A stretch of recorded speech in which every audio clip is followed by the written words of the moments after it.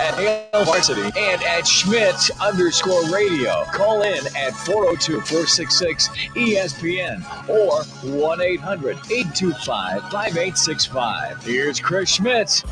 Thanks for hanging out. Welcome to Thursday. It's Hale Varsity Radio, presented by Currency. Chris Schmidt, Elijah Herbel, Connor Clark, before he makes the trek back to the land of Lincoln. Loaded up show. We'll spend time with Jay Moore, get his take on recruiting, on some NFL thoughts. In hour two, the coach, Gary Barnett, going to be with us. Gets hours kicked off. And then Danny Burke on Chicago, VSiN Sports Network. All your NFL picks, thoughts, teasers. Going to be something that we'll dive into. Numbers to get in touch with us at 466-3776, 466-3776, 800-825-5865. Watch the show. We invite you to do that. Interact via the StreamYard. You can do so on the Hale Varsity YouTube channel. You can also find the show on Twitter if you're just in front of your phone that way. The Hale Varsity Radio Twitter handle at HVarsity Radio. Can watch us, can also watch Coffee and Cream in the morning. Damon Benning, Andrew Rogers do a great job from the Hale Varsity Club. So catch those guys, catch us on the Hale Varsity Radio Twitter handle, ESPN Lincoln's Twitter handle, and ESPN Lincoln Facebook. Email Chris at halevarsity.com. And if you're just listening versus watching, you can check out the Twitter and follow us on at Schmidt_radio, at Herbal Essence, or at C_Clark_27. So plenty to get into. Ernest Goes to Ann Arbor. It's a title of a bad movie, but it's unfortunately a reality for Nebraska. Ernest Hausman off to Michigan. The bids have been handed out. The coaching hires, as far as projections go, what's USA say about Nebraska and Matt Rhule, and another quarterback visitor this weekend, Malik Hornsby out of Arkansas. That is piquing our interest. But I got a simple question, as it's another busy recruiting weekend for Nebraska. And then you'll have the early signing period. We'll have full coverage of that on Wednesday. But are you a numbers guy or gal? And what I ask about that is Connor's shaking his head. No numbers. Do you get excited about the recruiting rankings? Is that something that stirs you up a good way, and the higher the better because you believe them? Or are you somebody that is more reserved, and over time, those good ratings didn't always translate? And a lot of times they did translate.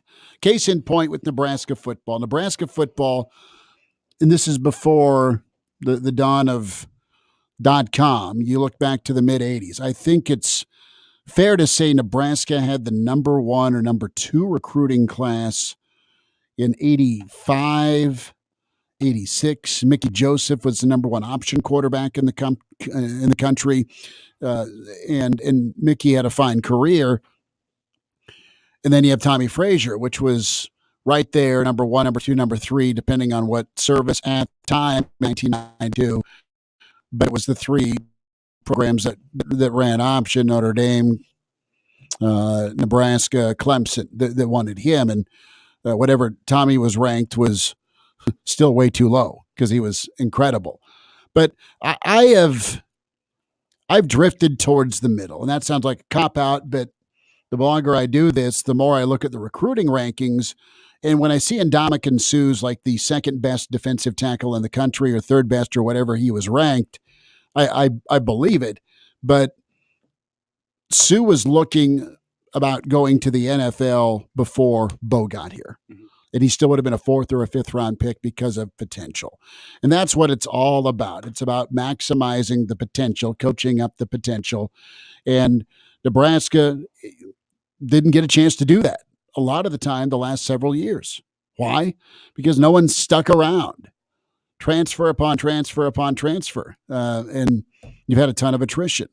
I look at some of the recruiting classes that Bo had where Kenny Bell and Amir Abdullah and Malik Collins and Vincent Valentine, Randy Gregory was a bona fide star, but he was a JUCO guy. But you had a bunch of 3-stars that got developed and coached up. Searles, I think, was a 3-star. And they were good. They were good teams and had some impressive and had some tough losses. So you can go either way. You can make a strong argument. Look at Alabama. Look at Ohio State. Look at Clemson. Yeah, those are your top 5 recruits. Look at Penn State. Look at Michigan. Michigan, though, guys, is kind of a decent case study because they are a far cry from the flash and foam initially when Harbaugh got there, right? I mean, it was the Michigan's going to Italy. It's Harbaugh's landing top 5 class. Harbaugh's getting Jabril Peppers. Remember how the whole world wanted that guy? And yes, he's still in the NFL and he's got a role, but he's also a guy that opted out of a bowl game, right, to preserve his NFL draft stock. And there's also Aiden Hutchinson, who's a high-profile recruit, but lived up to it. And by the time he was a senior, a 5th-year senior, wow, he hit that top ceiling of being a top 5 pick. You know, Grant Wistrom was a huge recruit and lived up to it. Same with Jason Peter. But you have so many stories of guys that just, for whatever reason, don't live up to the stars, right? And that's where we're kind of at as we drift into signing day. And Rhule and Sam McEwen had a good tweet earlier, might have been yesterday, but this is going to be the motto for Matt Rhule. And I'm interested how Nebraska fans are taking it. And this goes back to Baylor. Recruiting is not rankings. Recruiting is not what people say it is. Recruiting is finding people who can play, putting them in the right positions, and then developing them. Now, the difference is, and I think that's no different than Bama's motto. That's no different than Kirby Smart's motto. That's no different than Dabo's motto.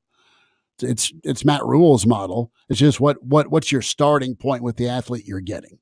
Mm-hmm. Well, look at Texas is a prime example of insane recruiting rankings and going 5-7 or 6-6. I think Sark will be a little bit different, but the point is they've struggled a lot of years despite having insane talent and missing it. But then you have, for every Texas that can't capitalize on big talent, you have the schools like Utah that capitalize on lesser talent. And that's kind of what the Bo Pelini model was back in Nebraska, which is, I think, what you were alluding to. Because think back to some of the best offensive weapons that Nebraska had in the Bo Pelini tenure. Rex Burkhead, 3-star. Amir Abdullah. 3 or 4, but I get your point. 3. You're going to fight me on that, huh? You can go back and look up the rankings. I remember that signing day distinctly. I thought he was a 4-star because because he's out of Texas, Plano. He's out of Plano. I mean, Plano's a football factory. Mm-hmm. Amir Abdullah, though, 3-star, and the other teams in the country didn't even want him as a running back. They wanted him as defensive back. Look what happens when you develop him. Taylor Martinez, 3-star. Athlete. 3-star athlete, wasn't even necessarily quarterback. You're correct. I mean, he was an athlete. Someplace wanted him as wide receiver, but like Connor's coming off the top of him. I know he was titled quarterback, but he was an athlete throwing the pass, right? But like essentially the difference between a 3-star and a 5-star is the fact that, I mean, it's not like 3-stars don't have traits and can't project into being a good college player. The 5-stars usually have a higher hit rate on because they have more traits. It's whenever you listen to the NFL draft, the combine, it's a toolsy quarterback. He's got the big arm, he's got the accuracy, he's just got to put it all together. And that's kind of what the 5-star is what you're talking about. It's this guy's got the speed, this guy can jump out the gym. You just got to put it all together and become a football player. It's about projection, how quickly this guy can get his body to be college ready. And then when you start from a higher point, you can reach a higher point. And that's why you get the first team all conference and the first round draft picks. But it's not saying that these 3-star guys can't have the same traits within them. They might not be as refined right now. This guy can jump. His vertical's a 36. It's not a 42, but with some college development, you can turn it into a 42 and you can get this guy playing like a 5-star. It's about finding the right guys and being able to capitalize on the right traits for the system that you have. And that's why I started this off by saying Utah. That's what Utah does great. Mm-hmm. They find these guys are a little bit under-recruited, but they fit the scheme that they do very, very well. And they take these traits, turn them into something special and elevate some other parts of this guy's game. And look what you got. You got a guy who's off to be a 2nd round or a 3rd round draft pick, and they're winning the Pac-12. And above all, to talk about traits, part of that trait makeup's mentality, and Utah's mentality is to make you scream Uncle, stop. Quit hurting me. All right. You've been blocking the hell out of me for a long time. Good comment here from Jonathan. And it kind of echoes where I'm at. Yeah, it's nice to win some recruiting battles. It's nice to win and get a 4-star. But Nebraska's needed to keep the 4-star here and then have them maximize their potential. Jonathan writes in, I think we do need some 4 and 5 stars. Otherwise, we won't be able to compete consistently for national championships, but it's not an end-all, be-all. There's got to be development. I think the ideal setup here is to, and you can't do this because you're not in that area and you haven't won for a while, but look, Bama has the best of both worlds, right? Bama gets 5 stars, but they also develop like they're 3 stars. They develop the kids they treat them like they're 3 stars or 0 stars or 2 stars or whatever. There's just an expectation. There's the Nick Saban process. There's the buy-in. And then above all, there's the mentality. Yeah, 100%. Now, I think the difference between, the top 5 recruiting classes in the country are on a different level. The Georgias, the Ohio States, the Alabamas. Look at Georgia. I mean, they just bang, reload. Right, they sent how many guys to the NFL last year in the first round defensively, and right now Todd McShay is getting all sorts of shade because he's questioning the next first round Big Daddy in the A gap on his character. But that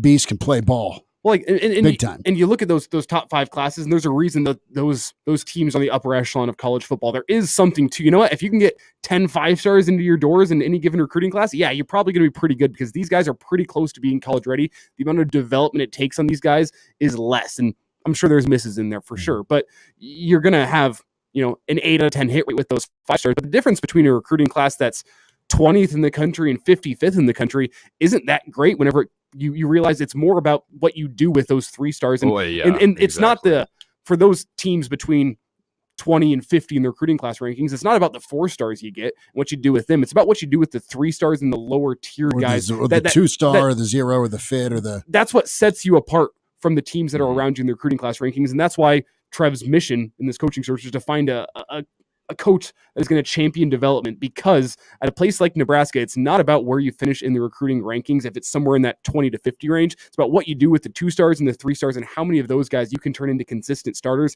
That's where you find your success, because you're not going toe to toe against Bama and Georgia trying to get these 5 stars. Can you pluck one every couple years?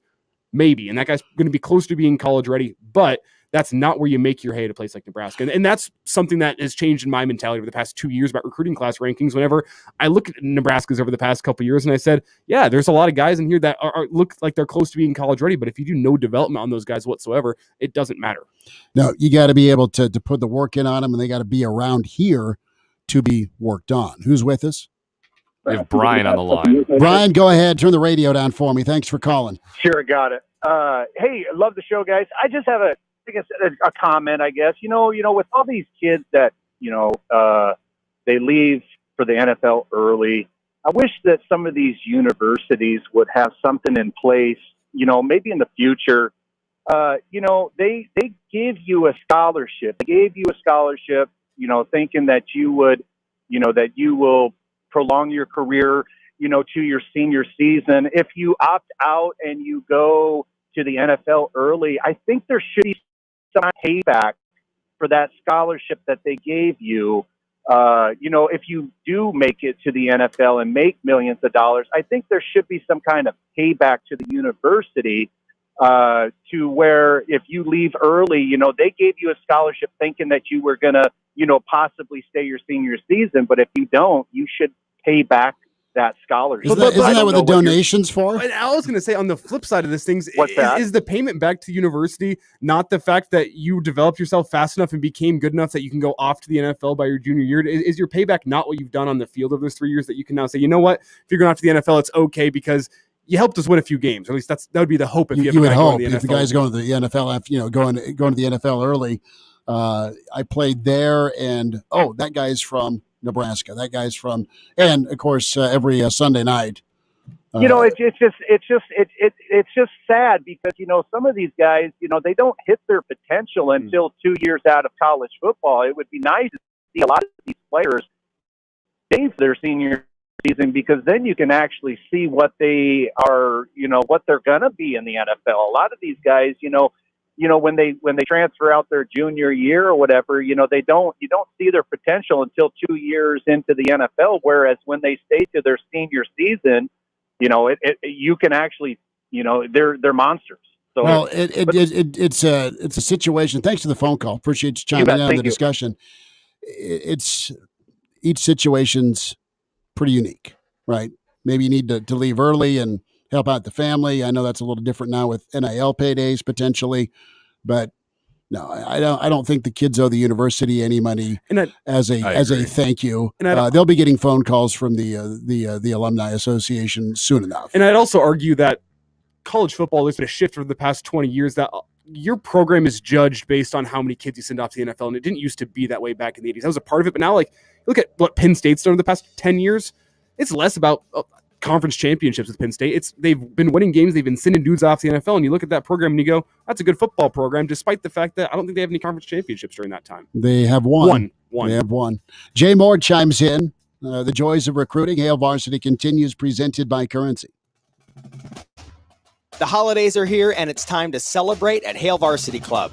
Whether you're looking for an intimate business lunch or a 100-person holiday party, Hail Varsity Club offers an elevated experience with food and drink packages sure to please any crowd. There are only a few premium dates left in December.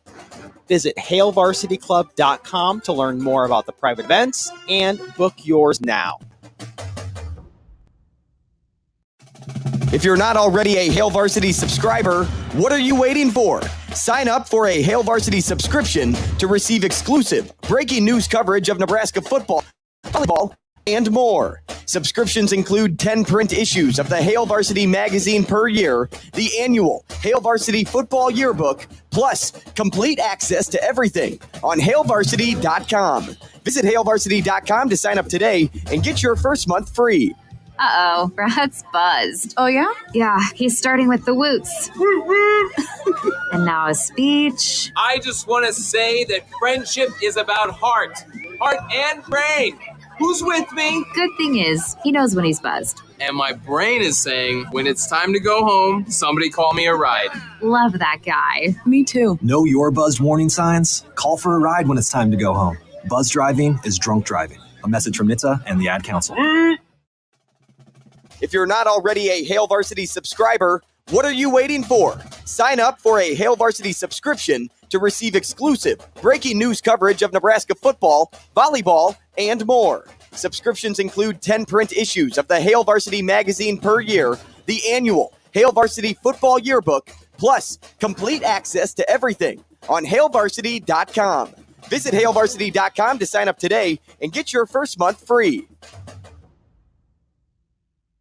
Dell Technologies' Days of Deals for Business start now with fresh, limited quantity deals on tech to drive productivity. Save on select performance laptops and desktops powered by 12th Gen Intel Core processors. Don't forget special pricing on the latest monitors, docks, and accessories, plus free shipping on everything and special financing with Dell Business Credit. Call a Dell Technologies advisor at 877-ASK-DELL.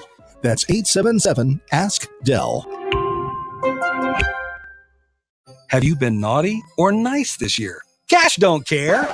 At Jackson Hewitt, you could deal up to $4,500 for the holidays. Some bucks now, more bucks in January. So be naughty. Snap up all the ginger snaps. Wear a pretty sweater to an ugly sweater holiday party. You could still get up to $4,500 when you go to Jackson Hewitt today. Details at jacksonhewitt.com. Eligible clients can get up to $1,000 in December and up to $3,500 in January. Loans by Republic Bank and Trust Company. Finance charge may apply.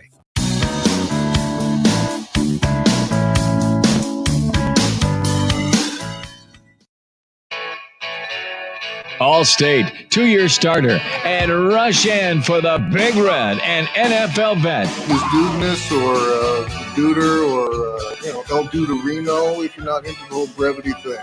It's Blackshirt Jay Moore with Hail Varsity Radio. Back into it, it's Hail Varsity Radio, presented by Currency. Blackshirt Husker NFLer Jay Moore with his co-host Big Red Wrap-Up. And a big NFL matchup, his 49ers against Seattle tonight. We'll get there in a bit. But Jay, it is portal season. It's early signing day. And let me ask you, man, how are you planning on spending? I know how much you love recruiting, and I know how much you love early signing day. Have you scoped out a spot to go celebrate the day next week? I haven't yet, to be honest. What day is it officially? Is it on Tuesday? It's the 21st, and Tuesday. Okay. Well, I'll be celebrating it. I have a little Christmas party that evening, so I'll celebrate it that way, I guess, because I just showed you how much I've been paying attention to it. Is I even know exactly what day it's going down. So my apologies on that, but yeah, it's nuts. It's crazy right now, though. But I just don't get too caught up in the recruiting. I just never have, never will be, just because you got a lot of people out there that think they know what they're talking about, and then unfortunately, when guys get here, things change, rightfully so. I mean, this is a whole nother ball game that they're getting into, and you kind of get your hopes up, and then quickly you get shot down because you expect too much out of a 17 or 18-year-old kid, and sometimes it can be unfair to them. So my whole view on it, and you've heard me say this before, whether I was doing radio with you in the past or here recently, it's just recruiting. You have some. It's all about the upside, and you just got to kind of say, hey, hopefully they can reach that potential, rather sooner than later. But somehow, some way they get there. That's great. Mm-hmm.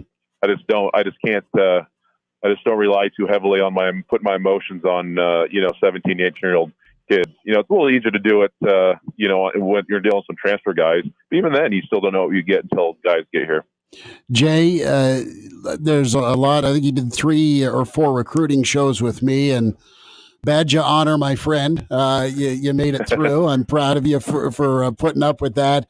But in all seriousness, there is a fairy tale and nightmare reality. You get sold the fairy tale, and if you don't adapt, college football can become a nightmare for you. Oh, easily. It was a rude awakening. It was a very humbling experience for me coming in, and I've seen it from all other kids. It's crazy. I would say, guys that come out and they play well early on. A lot of times maybe not expect it from some of those guys, but they come from very good high school programs. They usually come from the state of Texas or Florida, in my opinion, from the past, or guys that I've been around. I think of Fabian Washington. I think of Cody Glenn. I think of some of those guys that come in and play very well early on in their careers. Philip Dillard, that came in and played well early on in his career. He was from a very prominent high school. I think he was from Jenks in either, I think that's Tulsa, I believe. So it's rare. But I think, nowadays, just because there's obviously so much attention that's put forth towards recruiting, and, everyone wants to have that hot take. Everyone wants to have, that opinion, like, hey, this is the next, whoever it may be. This is the next Ndamukong Suh. This is the next, some great player, Grant Wistrom, Jason Peter. And they want to take just so they can be right. I told you so. And 9 times out of 10, they're usually wrong. It's unfortunate. The kids don't. I mean, I think more and more kids like the attention because you do get you do all the interviews and the phone calls, and they can't. I would imagine some kids do like that. I imagine some kids don't, and they're annoyed by it. But things change when you step on campus, man. You think about the movie The Program, where he comes on for his official visit. Omar Epps' character, and the band's there, the cheerleaders there. But actually, when he steps foot on campus for camp, he's like, "Where the hell is everyone else at?"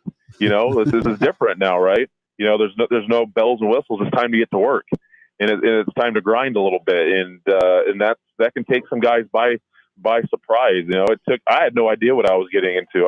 All I knew is I wanted to play football at Nebraska as a 18-year-old kid. When I stepped foot on campus and went through my first, training camp, or it was actually 2-a-days still every day, it was a rude awakening. It felt like, I'd go to bed at, 10 o'clock, and then 6 o'clock came around, and I felt like I shut my eyes for 5 seconds. I was just beat, mentally, physically beat. And I was like, I don't know if I'm cut out for this. And you talk to a lot of guys in their first year, like, holy crap, this is a lot more than no one can prepare you for that. No. And so I think that's just the things you have to take into factor when kids get here, and I was, my home address was 45 minutes away from, Memorial Stadium.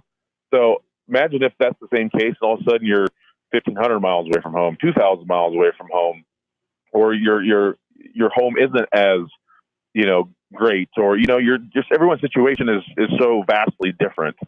And it's tough to put those expectations on, a 17, 18-year-old kid. Now, on the flip side, like I said, the general guys, I had high hopes so much on Memphis this last year. I don't think he met those expectations. Now, I can be a little tougher on him because, it was between us and Texas, and, we thought he was, the second coming of Randy Gregory, and you heard all these great things about him, and he just didn't quite meet those expectations. And, that's part of it. That's going to happen. And, the defense was struggling early on in the year, and I think O'Shawn got better as the defense made some changes, and they got better. But you're going to have that. You just got to deal with that, and recruiting is a big time deal. I mean, it is going to be for a long college football still going. It's what it's all about, and it's what it's always been about. It's just there's just more attention to it, nowadays. It's fun. It can be fun, but it also, I think everyone just kind of has to take it with a little grain of salt. Nowadays, just not get your expectations up so high. Jay Moore is with us here on Hail Varsity Radio. And Jay, you say take it with a grain of salt a little bit. And I want to get into the fact that these coaches are recruiting guys that they've maybe known for 3 weeks, maybe a month, and that's what they have to sell it on. And people always say recruiting is about relationships. So what do you make of the fact that this coaching staff has to build relationships within a 3-week or a 4-week long period and get these guys on campus? Do you think we should be taking this first recruiting class from Matt Rhule and his staff with a grain of salt for that reason? Well, I think going forward, you'll have to take every recruiting class, I think, with Matt Rhule with a grain of salt. I think his comments I really, really enjoyed. And I loved his comments talking about how you're going to have all these pundits and people, from Rivals and On3 and 24/7 might say, wow, Nebraska's, their rankings is, that's the 47th ranked class in the nation, and they are the 8th ranked class in the Big Ten. And from afar, people are going to be like, man, that's not very good. But you have to realize what Matt's doing. They're not recruiting to those rankings, right? They're not trying to build the best 24/7 recruiting. They're trying to recruit guys to fit what they want and fit guys to fit what Nebraska needs and how they can get guys in here to develop. They are looking for a certain body type. They are looking for speed. They are looking for athleticism. And those, majority of your 5-star guys all have that, but you're just not going to be able to, you're not feasibly able to go get every single 5-star guy at every position. Not with Nebraska's history here in the last 20 years of not winning very many football games. So that's going to be tough, but I think you got to trust. You have to have trust with us that we are going out and getting the guys that we see fit. And you got to look at our track record. What we had at Temple, and we had at Baylor, and you got to look at the guys we put into the draft who are 0 to 1 to 2 and maybe max 3-star recruits at those schools who are still playing and still on NFL rosters. So I don't think I'm gonna get, they have some short work to do, and I know they're out there. He's grinding. He's out there hustling and trying to get in front of every high school coach and probably a JUCO coaches and all that stuff that you can here in this short amount of time. And you're selling relationships now. You're selling. Look at these guys that we put in the NFL at these 2 schools who aren't football powerhouses. Look what we can do with you with all the resources we have here. You just got to trust us, and you're selling that trust. That's hard. That's hard to do in a matter of a month. But I think you have to take his classes going forward with a little bit of grain of salt, because he's not recruiting. He's getting the guys that he sees fit to have them to come in, right? Body size, speed, athleticism, and mentality to come forth and know that, hey, there's going to be there's going to be some effort you need to put forth here to get where you need to go. So I think going forward, I don't think you can look at it and say, oh my gosh, Nebraska has, the 47th or 35th recruiting class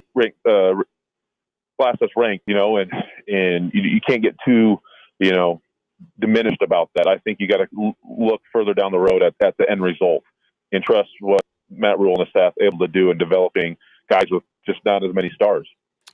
Jay, the news today, official Ernest Hausmann is heading up to Michigan now out of the transfer portal. Your reaction to that news, and what kind of player is Michigan getting next year? Well, they're getting, a guy that's got exponentially better throughout the year. He struggled early on, and rightfully so. He was an 18-year-old kid. He was walking the halls of Columbus High School last year, this time of year. So he struggled early, but after with the injury to Henrich, he's able to step in, and the dude got better. He became a really good football player. Obviously very frustrated and unhappy with his decision to transfer. So I do understand that he wanted to take a visit to Michigan during the recruiting process. I don't think he was able to because of COVID restrictions. But a little upsetting because that was a guy you thought would come back for sure, and be able to provide needed depth. And then on top of that, really good playing experience to a group of linebackers, to a linebacker group who, not necessarily the deepest, but, you have some guys, Henrich and Reimers have played a ton of football, but he's going to be battling for a starting position again. So don't know the rationale behind it, and I don't know what his motives were. Obviously, I don't know if he saw things differently with Coach Rhule, had some discussions. I don't know that. But yeah, a little frustrated, but Michigan's getting a really good football player, and he's going to a program that is going to be playing in the college football playoffs here the last 2 years. So you can't fault him for wanting to find a better program to be a part of. O'Reilly. Protect your vehicle's engine with Syntec and O'Reilly Auto Parts. Syntec Premium Full Synthetic Motor Oil is formulated for today's engines to dissipate heat and reduce friction and wear. Right now, get 5 quarts of Syntec Full Synthetic and a MicroGuard Select oil filter for just $33.99. Try Syntec today, exclusively at O'Reilly Auto Parts. O'Reilly Auto Parts. Geico presents Daily Affirmations. Repeat after me. We are filled with an abundance of joy. We are filled with an abundance of joy. Also an abundance of questions. Good thing Geico has 24/7 claim service to help answer questions and resolve claims quickly. Good thing Geico has 24/7 claim service. We're also filled with an abundance of biscuits. We are also filled with I don't think it works this way. Oh, and jam. Don't forget jam. To manifest more Geico in your life, go to geico.com. Good afternoon from the 1011 Newsroom. I'm Cole Miller. Coming up, new sports, new buildings, and new opportunities coming to Southeast Community College campuses. A look at what the future will hold. Plus, car thefts in Lincoln this year will likely reach an all-time high. We'll break down the data. And a Christmas celebration at Matt Talbot Kitchen, the fiesta happening today. These stories and more tonight. The next generation of ED wave therapy is now at Limitless Male. Limitless pulse-focused wave therapy has clinically proven results for men wanting to improve their relationships. ED can be caused by age, heart disease, diabetes, or medication, and it won't get better on its own. Our new non-surgical wave therapy can help stop and potentially reverse damage. Take the ED quiz at limitlessmale.com. Get help from the men's health experts. At CDW, we get the importance of clear communication. I was on a conference call, and I think my boss asked me to send her roasted beets in a can. Talk to the experts at CDW. Using Poly headsets and cameras, they'll orchestrate a collaboration solution that lets you hear and see clearly on any device, any meeting platform. Looks like she asked me to send her the report sheets when I can. You like beets? No. IT orchestration by CDW. People who get it. Learn more at cdw.com/poly. As utility costs rise, now's the time to replace your old system. Call Wellman Heating and Air Conditioning to learn how an efficient Carrier home comfort system can save you money on utilities over the life of the equipment. And ask Wellman about Carrier equipment that can clean the air in your home. Don't hesitate. Supplies may be limited. Financing is available. Carrier offers and rebates will vary. See Wellman for details. Turn to the experts. Wellman Heating and Air, your factory authorized dealer for Carrier products at wellmanheating.com.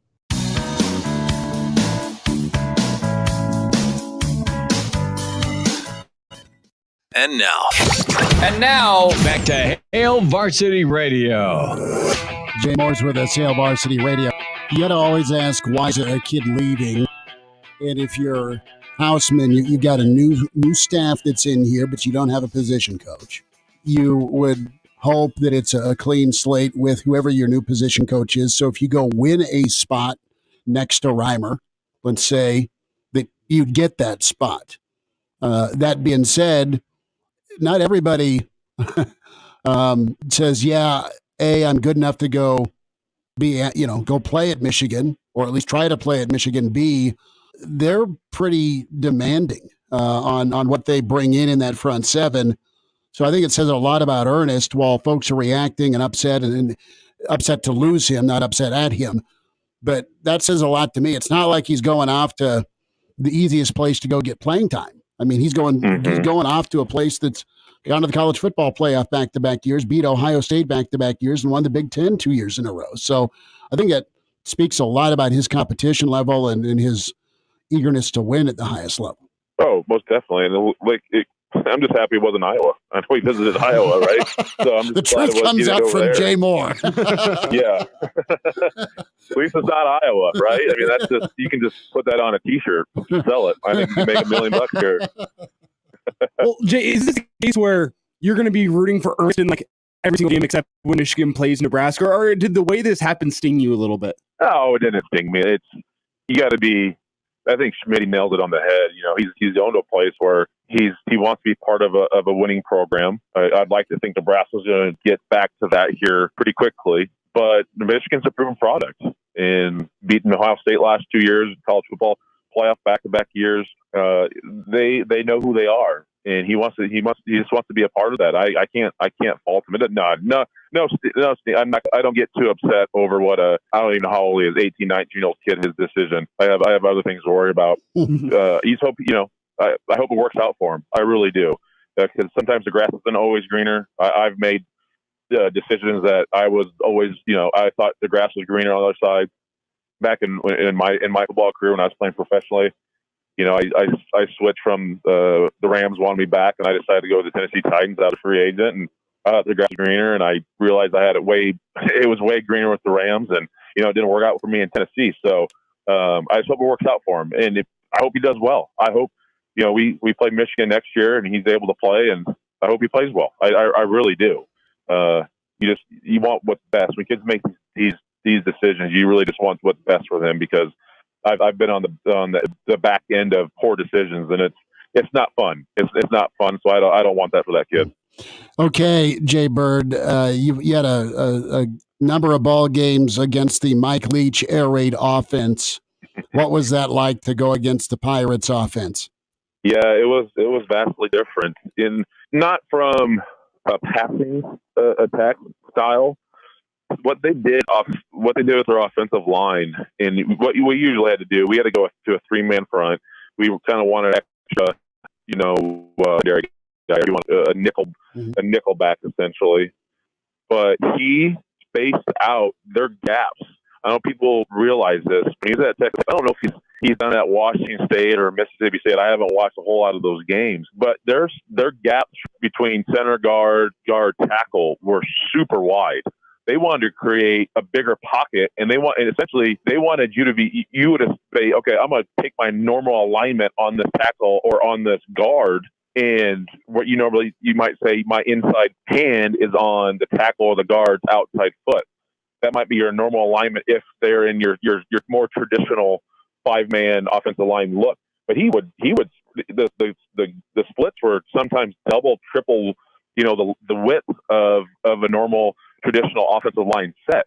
So essentially you have a longer distance to get to that quarterback, and all of a sudden you have to you're creating a bigger pocket for your quarterback. So we had to it was a little awkward because all of a sudden we had to almost say, okay, we have to still keep our alignment and rush from the same spot, but essentially we're as a defensive end. I was almost head up on the tackle because we're saying, no, we're not going to. We know what you're trying to do.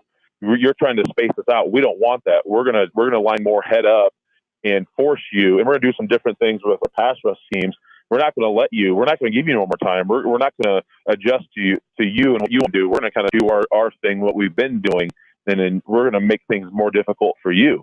And we're gonna take advantage of these bigger gaps that you're giving us, and we're gonna attack these gaps that you're giving us. So I see what he was doing. We just never. We never faced a team that did it like that. And so you understand what they were doing. And a lot of teams would be crazy. You'd watch them like, geez Louise, that defensive end is now, if you're saying lining up, might be 10 yards away. You might be 15 to almost 20 yards away now from that quarterback if you didn't adjust. So pretty smart by him to do it, but he kind of forced you to change it. And it wasn't an easy change because you just were a little uncomfortable in your alignment. So he was always stressing the defenses. Very simple in what he was doing, but it was vastly different than anyone else was doing as well. Okay, Lakeven Smith, do you still send him Christmas cards or not? Oh my gosh, it still hurts a little bit. That one still stinks because I almost intercepted that ball as well. Reset it for the listeners who were either not alive in 2005 or have blacked out that memory. Yeah, the ball was literally going to come down. I can't remember who batted it in the air on a pass to win the game. You guys had a pick, right? Yeah. I was going to catch it. I was going to let it fall in my hands. There was no around me, but Lakeven came like out of the air like a freaking safety and like grabbed it in midair and like jumped and then took off like a DB. And Lakeven was a hell of an athlete, and so you're like, oh sweet. But they're also like in my back of my head, like, dude, go down. The game's over, and he did it. And it's going to happen. We're not defensive linemen, and especially defensive tackles. You're not used to carrying the football. You want to score, right? They batted it out, and I think they scored, 2 or 3 plays later, unfortunately. And god dang, it's still reliving that nightmare. Jay Moore's with us, Hail Varsity Radio. Jay, some NFL to wrap your bud. Good to spend time with you. San Francisco, the Brock Purdy show. Enough around him on offense and defense. And Pete Carroll, I know they've hit a bit of a snag, but Seattle's a team that, has surprised many. What do you think about Thursday Night Football tonight? Yeah, it's be good. Finally get a decent Thursday night game. It's an interesting situation. San Francisco wins tonight. They clinch the West. NFC West, Seattle has to continue to win to keep a fighting chance of getting a potential wild card in there. So it's, Purdy has played halfway decent. I mean, they roasted, Tampa Bay last week.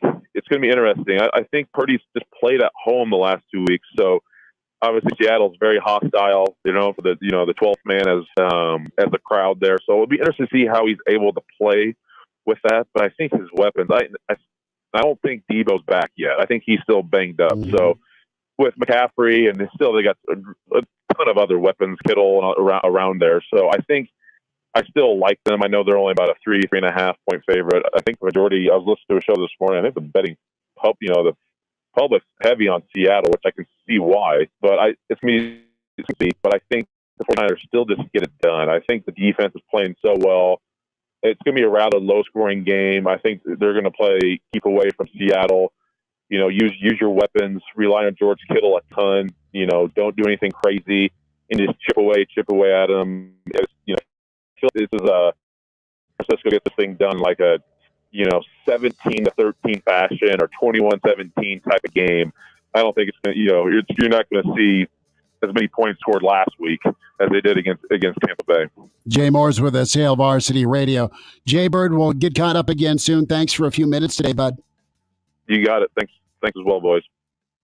Anyone who has ever needed self-storage knows what a hassle it can be. You have to rent or borrow a truck and then find someone to help you move your stuff. And let's face it, moving furniture and heavy items without damaging them isn't easy. Renting the unit is worse. The hidden fees and admin costs are scarier than the dingy facilities you're leaving your stuff in. Why not use Closet Box instead? Closet Box is self-storage without leaving home. They'll pick up your belongings, store them securely, and bring any item back when you need it. The best part? Unlike traditional self-storage, you only pay for what you store. No paying for unused storage space. Closet Box's background check storage movers are licensed, bonded, and insured and will take care of all of the heavy lifting. Closet Box's local storage centers are temperature controlled and monitored 24/7. Closet Box has an A+ rating from the BBB. Call 877-233-5696 now for the season's best rates. Get $50 off first month storage using code RADIO50. That's 877-233-5696. 877-233-5696.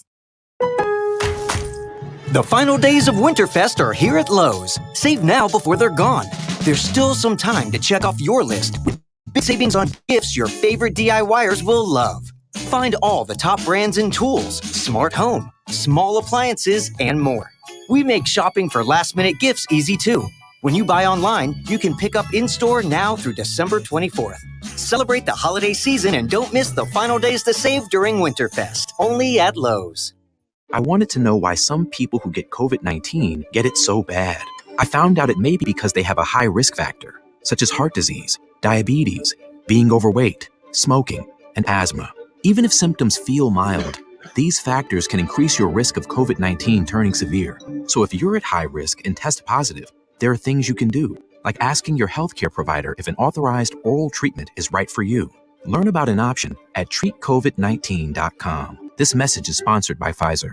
You know what? I'll get the bill. Wow, are you sure? Yep, your dinner is on me tonight, bestie. Thank you. That is so sweet of you. You know what else is sweet? My members own credit card rewards. Between the cash back, Amazon rewards, and no hidden fees, I feel like a kid in a candy store. Hey, wait a minute. That's why you're buying dinner? Maybe. Life is sweeter with a credit card from Members Own. Apply for your new card today at membersowncu.org. Limitations may apply. Federally insured by NCUA. I'm weatherology meteorologist Ray Miller with your Capital City forecast. Cloudy tonight, a low of 21 degrees. Friday, mainly cloudy with a high temperature of 27. Saturday, lots of sun, high of 30. Sunday, sunny with a high around 34. That's the forecast on Lincoln's ESPN. Right now, it's 29. Boys basketball Friday night. Columbus is in town to play Lincoln Northeast. I'm Jeff Moats. You can join me for the play-by-play. Coverage begins at 7:20 right here. ESPN Lincoln, FM 1015, 1480 AM.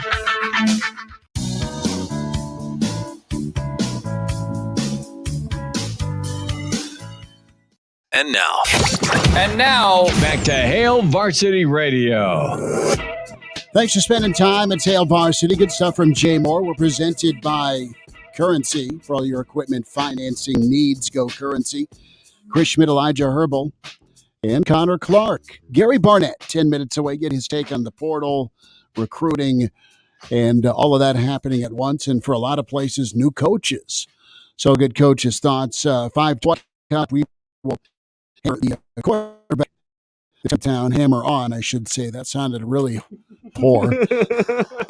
Happy Thursday. Yeah, we're going to talk negatively about one Malik Hornsby. Yeah, really talented dude. Good write-up by Evan Bland we talked to yesterday. But the thing about Hornsby is just a little nugget. Good question in there about Hornsby in the stream. Again, can watch the show and participate on the Hail Varsity YouTube channel, Hail Varsity Radio, Twitter, or ESPN Lincoln Twitter.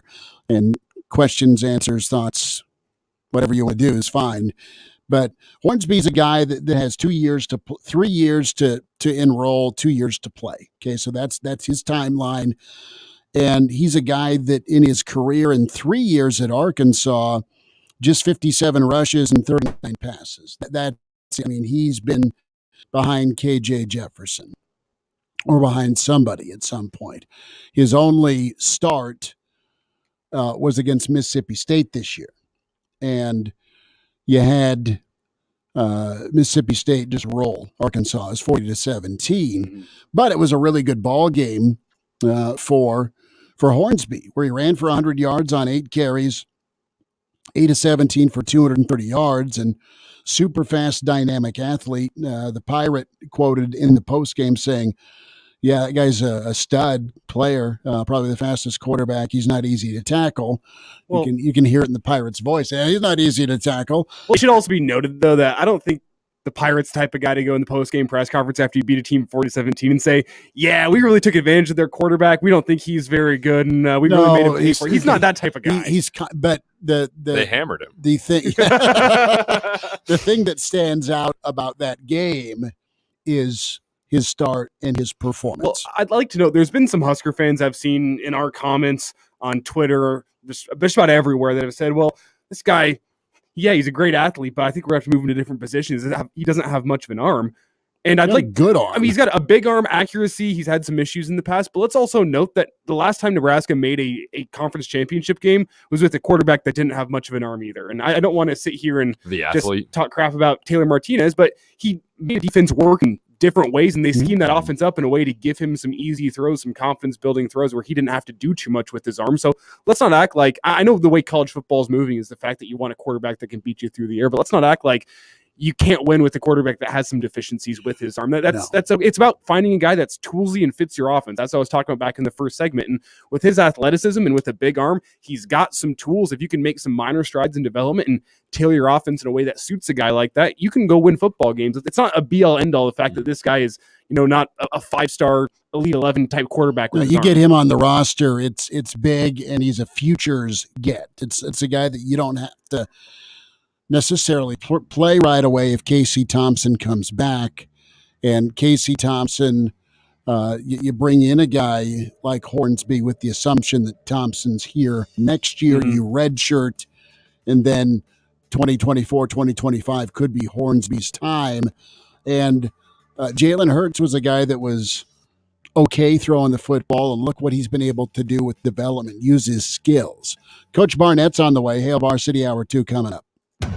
Yo, Pablo Torre here, host of the ESPN Daily Podcast. When you want to go beyond your feed, when you want to get inside the score, when you want to get behind the highlight, there's ESPN Daily. Go deeper into the stories of the moment. Get the exclusive access and insider perspective that only ESPN can give you. ESPN Daily, hosted by me, Pablo Torre. Listen and subscribe wherever you get your podcasts. Get in zone, AutoZone. Welcome to AutoZone. Thinking about gas mileage? If your check engine light is on, it may be affecting your MPGs, but the free AutoZone Fix Finder service can help. With the most complete free warning light report backed by technician-verified fixes, you'll know what's affecting your gas mileage and more, and you don't have to drive too far to find the fix. The free AutoZone Fix Finder service is available at all 6,200 stores. Get in the zone, AutoZone. See details at AutoZone.com. Scott Graham here from Westwood One. Coming up on Thursday Night Football, NFC West action with the hottest team in football, the 9-4 San Francisco 49ers taking on the Seahawks in Seattle. And Christian McCaffrey and the 49ers win a 7th straight? Join me, Kevin Kugler, and Ryan Harris to find out. On air and on the free live stream sponsored by AutoZone on Thursday Night Football. On ESPN Lincoln, FM 101.5, 1480 AM. Hello, neighbor. We know you've got holiday parties coming up, so make Super C your supply stop. Check out these specials. Miller Lite, 24-ounce, 2 for $4.50, or Milwaukee's Best, 25-ounce cans, 2 for $2.25, and Miller Lite 15-pack cans, just $13.99. That's a great deal. Super C has your favorite seltzers, White Claw, Truly, or Quirk, whatever makes you fizzly. And remember to pick up ice for that gathering at Super C, where you'll always get more ice for the same low price. Super C, where they're always happy to see you. From the John Henry's Plumbing, Heating, and Air Conditioning Studios, this is KLMS Lincoln, the capital city's Husker Authority.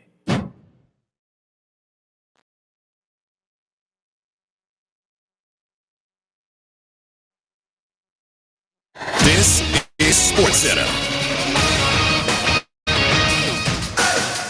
I'm Doug Brown. NBA Finals MVP and 4-time champ Steph Curry is expected to miss a few weeks for the Warriors with a partial dislocation of his left shoulder. That from ESPN's Adrian Wojnarowski. Curry got hurt last night against the Pacers. The Warriors are 14-15. Woj also reports Celtics center Robert Williams III will make his season debut tomorrow against the Magic. He had left knee surgery 3 months ago. ESPN's Adam Schefter reports 49ers rookie quarterback Brock Purdy is expected to start tonight against the Seahawks. San Francisco wraps up the NFC West title with a win tonight. Saturday night, the Bills host the Dolphins, and there could be plenty of snow. Miami coach Mike McDaniel. I don't see weather as something that you can lean on for an X, Y, or Z when you're competing. If a team allows it to be a thing, then it's a thing. Mike McDaniel. The NCAA will soon have a new president, Massachusetts Governor Charlie Baker, who finishes his second term in January. ESPN Radio is presented by Progressive Insurance. Progressive makes bundling easy and affordable. Get a multi-policy discount by combining your motorcycle, RV, boat, ATV, and more. All your protection in one place. Bundle and save at Progressive.com. Live free for a year. Being a bit short on cash this upcoming year won't be a problem when ESPN Lincoln pays your rent or mortgage for all of 2023. Imagine what you'd do with all that extra money.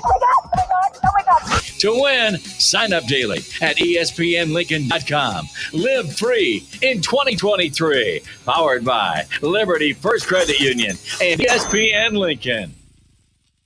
Football season is underway, so now is the perfect time to download FanDuel, America's #1 sportsbook. Because right now, new customers get a no-sweat first bet up to $1,000. That's free bets back. If your first bet doesn't win, just sign up with the promo code WIN. FanDuel has all your favorite bets from the money line to point spreads to player props. So sign up today with promo code WIN for your no-sweat first bet. Make every moment more this season with FanDuel, an official sportsbook partner of the NFL. Must be present in state where lawful to wager. 21 plus in select states. First online real money wager only. Refund issued as non-withdrawable free bets that expire in 14 days. Restrictions apply. See terms at sportsbook.fanduel.com. Gambling problem? Call 1-800-GAMBLER. Visit FanDuel.com/RG. Colorado, Iowa, Michigan, New Jersey, Pennsylvania, Illinois, Virginia. 1-800-NEXT-STEP or text NEXT-STEP to 53342. Arizona 1-800-789-7777 or visit ccpg.org/chat. Connecticut 1-800-9-WITH-IT. Indiana, Kansas 1-800-522-4700 or JSGamblingHelp.com. Louisiana 1-877-770-STOP. New York 1-877-8-HOPE-NY or text HOPE-NY 467-369. Tennessee Redline 1-800-889-9789. Wyoming, West Virginia 1-800-522-4700 or visit 1-800-GAMBLER.net.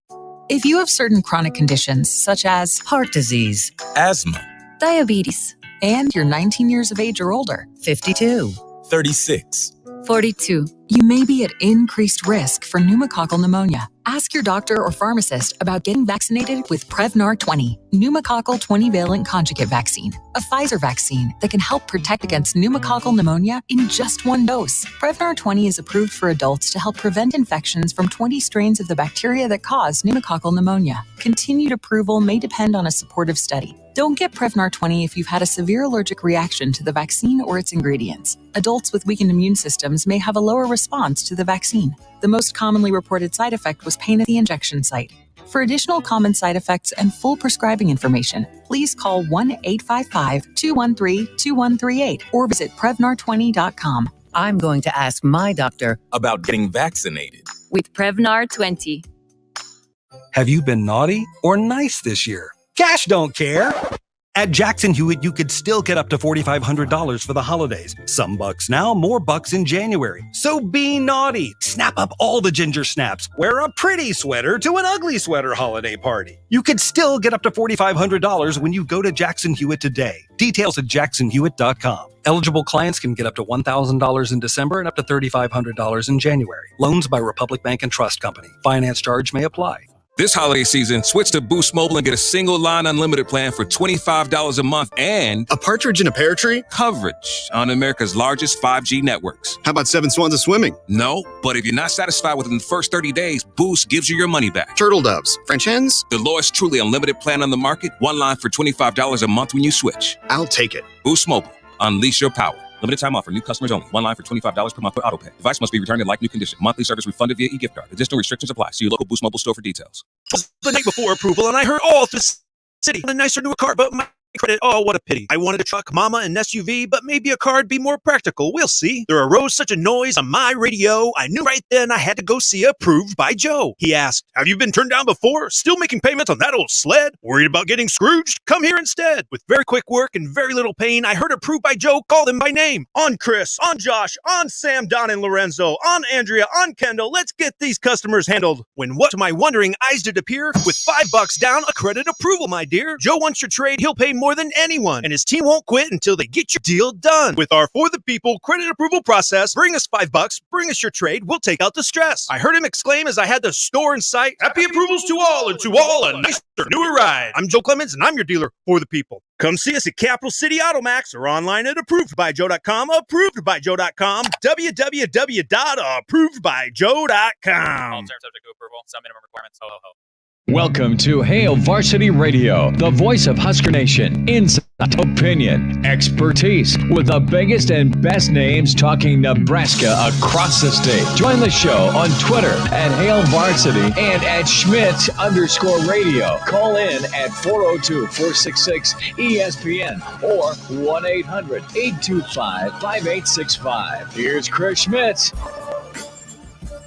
Back in, it's Hail Varsity Radio, presented by Currency. We welcome in Hall of Fame coach Gary Barnett. Coach, this time of year has got to make you smile a little bit with bowl prep and recruiting, and it's a furious finish, and a lot of programs right now trying to figure out portal, high school, and also JUCO. How are you doing today? Well, I'm smiling because I don't have to do that stuff, and trying to get yourself ready for a bowl game in the middle of this recruiting, and now with an early signing date, I don't know how you do it.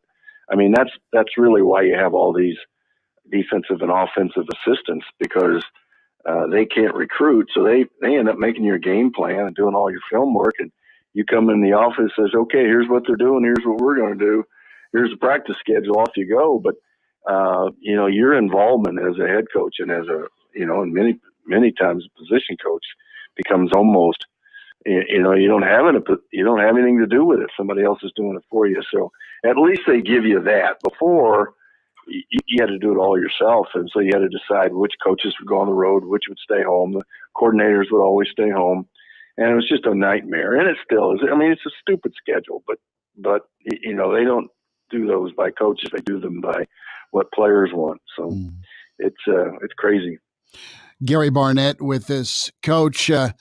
I look at this time of year, and with all of the portal entries, and there's still a window into January for the portal.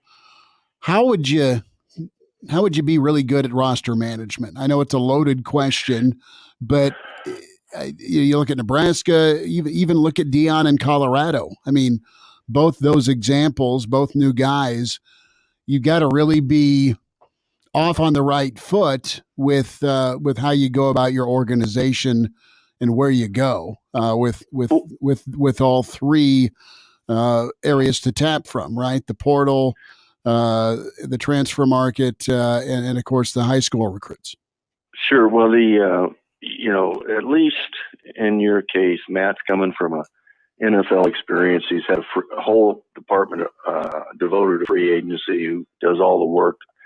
And I'm sure he's going to run his organization much the same way as I think Dion is doing it at Colorado. So it's all changed. You have to have a complete different group of people looking out for that. And then you really got to vet them. That's the most important thing, is you've got to vet them. I remember my son worked for the Patriots, and he was in charge of free agency. And all the guys that were going to become free agents for the next 18 months, they had a big board. And they had access. Every time anybody that was a free agent even got a traffic ticket, they got that information. And that information would go on the board below their name, traffic ticket on such and such and such and such. And so and of course, that's Belichick and that's the Patriots, but they did a great job of vetting all the guys that were out there. And I think that's really true right now in college football, because in the portal, you're just everybody's leaving for a reason. You want to make sure the reason they're leaving is not something that would be a catastrophe to your own program. What falls under that catastrophe header. I mean, you look at talent, you look at need, but that can maybe be too tempting if it could upset the apple cart. What are some bad reasons, in your opinion, kids bounce? Well, for example, dispute with the coaches, fight with a teammate, wouldn't go to school, grades are poor, anything that sends a message that this guy is not responsible. And you don't need to bring something like that into a locker room. There's other guys, the poor guys they're you got to be a little bit lucky as to who you take, that they can actually make a difference, and you have to have a need. If you just take guys to take them, you're going to stack people up in positions. You're going to create issues in your own locker room. You got to have a particular need that you're filling, much like junior college recruiting. And junior college recruiting the same way. Everybody's got some degree of risk. You have to vet that out, minimize that risk, and then go from there. So it's, you just try to eliminate as much of the risk as possible. Gary Barnett's with us, few minutes. Hail Varsity Radio. Coach, a thought on Tony White. What do you know about Tony, Nebraska's new defensive coordinator? Was it Syracuse?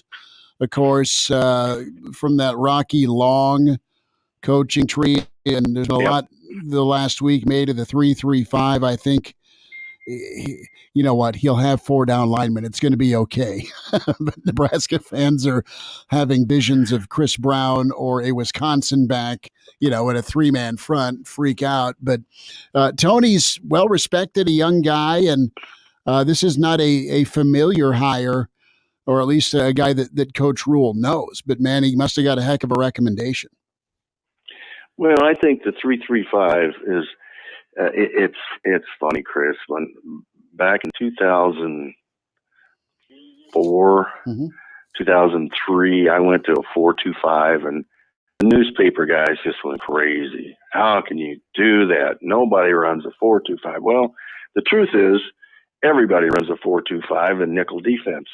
And the more 3 wide receivers you see, you're almost always in nickel defense. So Bud Foster ran it at Virginia Tech for years before there were spread offenses, and we went there and learned it. But the guy, the beat writer, just wouldn't let up that it's the 4-2-5. Fans don't want to see a 4-2-5.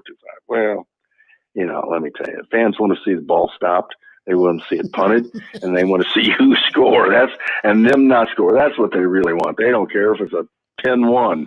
But so the 3-3-5 is a get after you defense, and it's an automatic drop 8 team scheme. If you need to drop 8, they're already there. You can disguise things. It's hard to block. It really solves a lot of the spread stuff. The scheme is solid. Like anything else, your scheme only works if you got good players running it.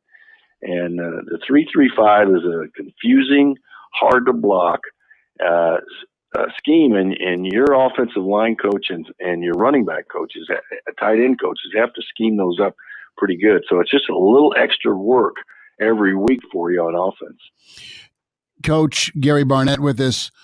As far as stopping the run, again, it comes down to personnel, but is it a little too off target to say that it's a concern against the run? Is that not a fair criticism of the 3-3-5? No, I don't think it's a fair criticism. I mean, if you're lane discipline, if you're gap discipline, you're going to stop the run, and I don't care what scheme you're in. And in reality, you have more people running to the football on a 3-3-5 than you do in a 4-3. So it's it just comes down to how well you play the 3-3-5 and whether or not you're gap disciplined. If you're gap disciplined, everything works. Gary Barnett with us. Coach Ryan Walters is off to Purdue, hired away from Illinois. I know he's a name and a former Buff, and he's going to get his first crack. But man, what a job he did with the Illini defense. What do you look at his situation in Purdue? They're going from an offense first guy in Brom to now Ryan gets his first crack at it and defensive minded. Well, I know who Ryan's going to hire. We interviewed Ryan, and we were really high on Ryan. And Ryan was born while his dad was playing for me, so I for us, and so I was there when Ryan was born. So I've been close to that family for years, and Ryan's just a really good, great kid, smart. He's a great football coach. Purdue. Let me tell you, Purdue is one of those programs that year in, year out is so solid. It's probably a program that most programs should try to emulate. And so he's got a good start already. He's playing the championship game. But I know who he's going to hire, and I know who he's going to have call plays, and I know he's going to call the defensive stuff. And when we recommended to him, Brian, don't give up calling plays. He said, I will not give up calling plays defenses. So I think he's going to do a great job, and he's got a great staff that he's putting together. And so be following him closely. No, it'll be interesting. And he did just marvelous work at Illinois. UCLA finally got the, okay, you can go off to the Big Ten, but man, it was not a fun ordeal for the Bruins coach to get out of the Pac-12. It didn't sound like it. They got to start handing out money to the Cal, don't they? Between $2 and $10 million. Yeah, well, it should be hard to make moves like that. I mean, you disrupted, 100 years of tradition, and you're doing it against the wishes of most of your fan bases, and probably against the wishes of a bunch of recruits. And so, it should be hard to get out of there. And I'm glad really that those regions did what they did and making it even harder. And so be careful what you wish for, and we'll just have to see in the long run how it all works out for them. But they've got to spend another year in the Pac-12. So everybody's going to look forward to playing them. Well, some farewell gifts, I would assume, right? Yes.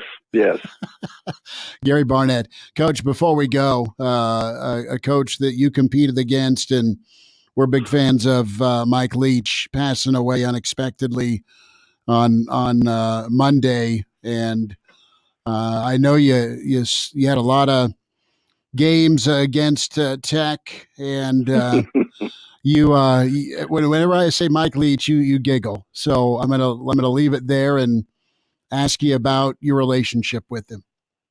I love to play against Mike Leach, and he's one of the true characters in college football. Everybody needs a Mike Leach in their life. College football is not going to be as good without Mike Leach, and it certainly isn't going to be as colorful. And so it's Mike Leach was. You couldn't be around Mike and not just laugh, because he was going to say something off the wall, and you're there rubbing your temples going, what did he just say? And what does that mean? And, for example, he says, Gary, when a bald guy fills out his driver's license, what color hair does he put down? I said, I don't know, Mike. He says, you think there's a speed of smell, there's speed of light, and speed of sound. Is there a speed of smell? Are you crazy? But he was fun to be around. He's going to be missed in college football, no question. And you guys, the sports writers, they're going to miss him the most, because he is a soundbite king. Well, we loved him. We miss him, and he was a guy that came on the program a lot, and just over the years, just the time spent, you get to talk and know somebody. It's sad. Is there a moment we're talking about conferences, right, and meetings, and I always got a kick out of his take on meetings. Is there a moment from maybe a time all the Big 12 coaches had to get together? Was he just a stand-up act in some of the coaches' meetings where all right, you guys all got to get together. It's a conference meeting in Kansas City, Big 12 Media Days. Was he a guy that prolonged even those meetings, or was he just irreverent during said meeting? He, you know what? I don't remember Mike being anything different or special in the meetings. Okay. He still had a business side of him, and he was more fun afterwards.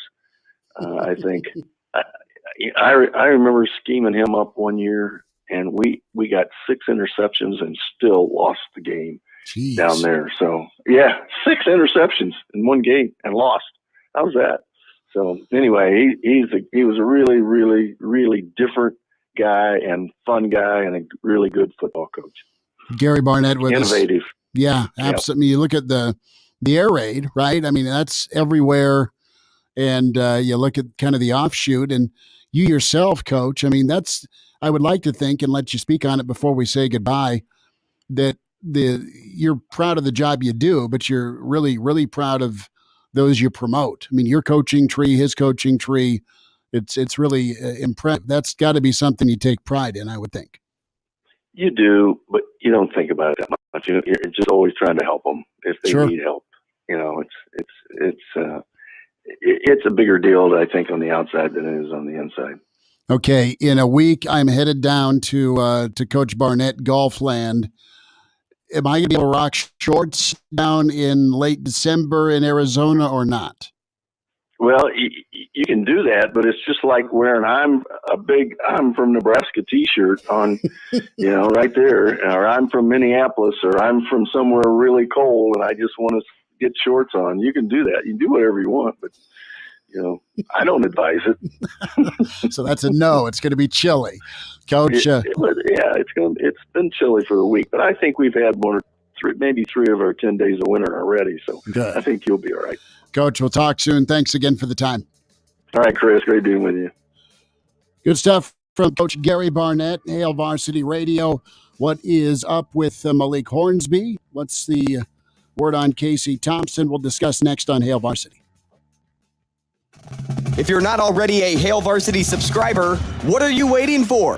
Sign up for a Hail Varsity subscription to receive exclusive breaking news coverage of Nebraska football, volleyball, and more. Subscriptions include 10 print issues of the Hail Varsity magazine per year, the annual Hail Varsity football yearbook, plus complete access to everything on hailvarsity.com.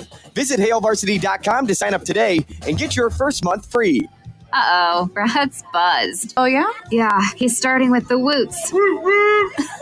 And now a speech. I just want to say that friendship is about heart and brain. Who's with me? Good thing is, he knows when he's buzzed. And my brain is saying, when it's time to go home, somebody call me a ride. Love that guy. Me too. Know your buzzed warning signs? Call for a ride when it's time to go home. Buzz driving is drunk driving. A message from NHTSA and the Ad Council. The holidays are here and it's time to celebrate at Hail Varsity Club. Whether you're looking for an intimate business lunch or a 100-person holiday party, Hail Varsity Club offers an elevated experience with food and drink packages sure to please any crowd. There are only a few premium dates left in December.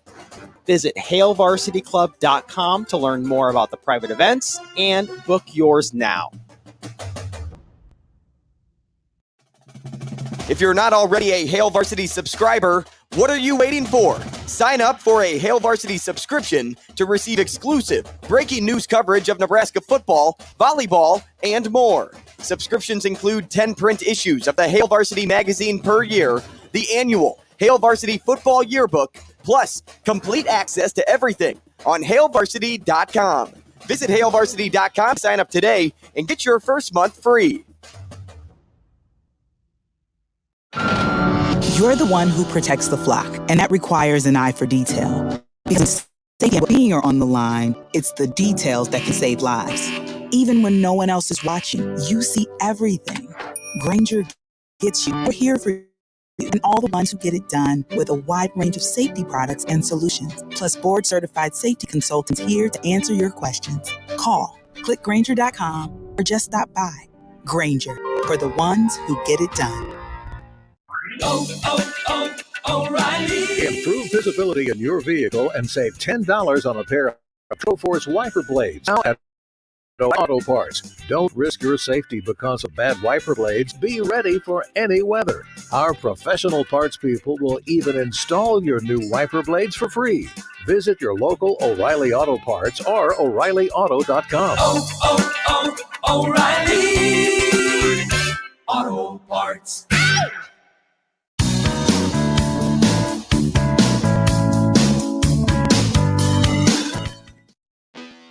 Chime in 402-466-ESPN or email the show, Chris@HailVarsity.com. Just try me. Try me. Back to Hail Varsity Radio. Thanks for hanging out. Thursday edition of Varsity presents by Herbel and Connor Clark. So let's dive into the quarterback topic du jour, right? What's Nebraska going to have? And Kansas Husker wants to know, is Casey Thompson coming back for sure? What are the odds? Nebraska signing a portal quarterback. I would put odds at signing a portal quarterback at 100%. Who is that quarterback going to be?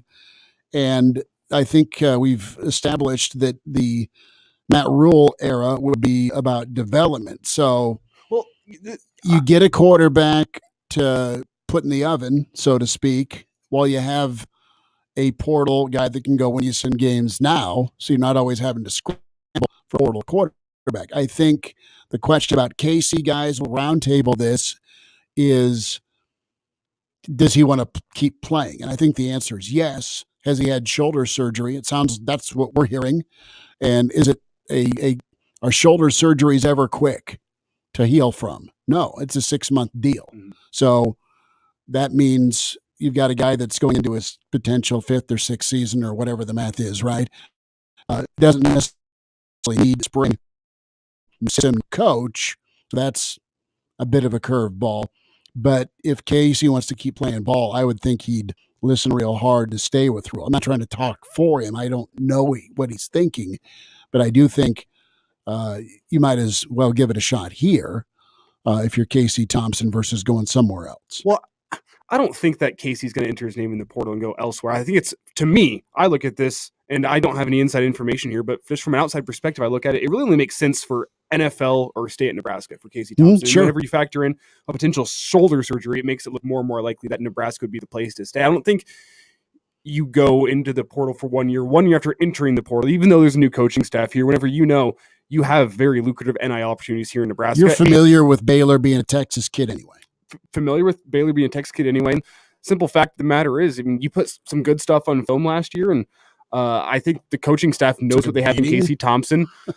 They're going to try to keep him around. Well, what's the appeal of going into the portal and go make less NIL money somewhere else whenever you know the clock's ticking in terms of being an NFL quarterback, and you want to cash in now while you can, to be 100% honest with you. That's the best way I can put it. And you know there's guaranteed NIL opportunities for you in Nebraska, and you know how much you got last year. I'd venture to say you might even get more this offseason with some hype around the team and some better collectives around the place. And I think it's a decision of Nebraska or NFL, and I'd venture to say we'll probably know here within the next week or two. I don't think this is something that's going to drag into January or February. No, and I think it's going to be a better chance to get healed up, get healthy, get the Baylor/Rhule offense under the Satterfield offense under his belt, and then go keep the job this spring and summer. Well, I should say this summer, because if he's recovering from a show, I don't know when he had the work done, so maybe there'd be a chance a spring coming back. But no, I think Casey's a guy that Matt Rhule went to real early. What are you feeling? And you can win. And if he stays healthy this year, Nebraska may be bowling. Yeah, it's definitely on the table, and I don't think that's an unrealistic prediction. Now, obviously, anything beyond, I think, 6-6 right now, just to get ahead of the 8 ball here, may be outlandish. But despite the shoulder, Casey is a guy that I think can be that quarterback already that can win you ball games. And you know, he's from Texas, as you mentioned, and he could be more familiar with this scheme maybe than, you know, some random transfer quarterback. Now, you still want to go get one to have in that room with him, possibly. And get Harburg developed and see what else. Exactly. But I think Casey can be that guy that can win you games right now. And as Elijah said, we saw a lot of good stuff from him a season ago, and I liked a lot of what I saw. Now, did he get beat up? Yes. Well, that's a big question to think about. Does Casey want to come play offensive line for another year? But I think you have to take into account that offensive line going to improve? Yes or no? That's, opinion to opinion there. I'd like to think so. It has to. So, yeah. So if it improves, I think Casey sticks around. I think he sticks around regardless, to be honest. And I think he could be that guy that can win you football games. But as to your point, you develop younger quarterbacks that you might already have or that you go out and get. Well, I think it's Schmidt said earlier, he said it's 100% chance Nebraska goes and gets a portal quarterback. I'd put it at 100% chance Nebraska goes after portal quarterbacks this offseason because I think they got to say yes. Today's day and age of college football, that's what you do in the offseason. You go bring in a transfer quarterback because you can assume pretty much every year, and it hasn't happened yet for Nebraska, you're going to lose a transfer quarterback. That's the type of... Which is shocking. That's the type of guys quarterbacks are. One. It is. So far. Especially Logan, too. I mean, well, I give that those kid guys a could lot be of waiting respect. for the Casey decision. They could be waiting for the Casey decision, too. And I look at this as, I said it just briefly, your age is a ticking clock in terms of the NFL. That's what the situation is. The older and older you get, the less likely you are to be a third, fourth round guy. You might be fighting for a roster spot in your first training camp. The older and older you get, and that's kind of the knock on Stetson Bennett this year from down at Georgia is, well, the dude's 25. Right. We have Pro Bowl quarterbacks that are younger than him right now in the NFL. Why do you get a 25-year-old that has probably already reached pretty close to his ceiling? And that's always going to be the conversation around older quarterbacks, and that's why I think Casey's going to be taking a good, long, hard look at the NFL this offseason. And that's where I think he goes if the place isn't Nebraska. I don't think he goes in the portal and gets a one-year rental somewhere else. Do you really want to go through all that upheaval yet again and probably go to a place that's not going to offer you as much NIL money as Nebraska? It doesn't quite make sense to me. Subtweeted from Mitch Sherman, or quote tweeted, not subtweeted, quote tweeting. Matt Rhule's in Gretna. So there's some folks to go after for sure. Well, and that's something to note too. If Nebraska goes and gets a 2023 quarterback and they know Casey's going around, there's not much appeal with no quarterbacks leaving in the portal thus far to go get a transfer portal quarterback. If you get a 2023 kid you like, such as Zane Flores, and that's a little out there right now. I'm not saying that's going to happen. Don't even say that's why I brought up the Gretna tweet. But I mean, give me one more shot, Zane Flores, if I'm a Nebraska fan. But it almost makes sense from that point of view, the fact that if Casey's sticking around, you don't need to go necessarily get a guy in the transfer portal. You need to develop one of these backups into something that can step in the likely event that Casey misses a game next year due to injury, because that's the way it goes at quarterback in Nebraska. When was the last time there was a season without a starting quarterback missing a game due to injury? I think you have to go back to handful. Taylor Martinez's freshman year. It's been that long. Well, Tommy came in for Taylor his senior year due to injury. He had the foot issue. Mm-hmm.